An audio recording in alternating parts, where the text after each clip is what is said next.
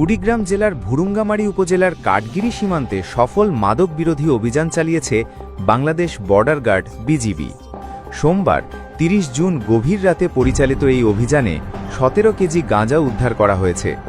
BGB সূত্রে জানা গেছে, কুড়িগ্রামের ২২ বিজিবি ব্যাটালিয়নের আওতাধীন দিয়াদাঙ্গা বিওপি ক্যাম্পের একটি নিয়মিত টহল দল ঠাকুরবাড়ি এলাকার কাঠগিরি সীমান্তের ৯৮৫ নম্বর মেন পিলারের 3S পয়েন্টের কাছে টহল দিচ্ছিল।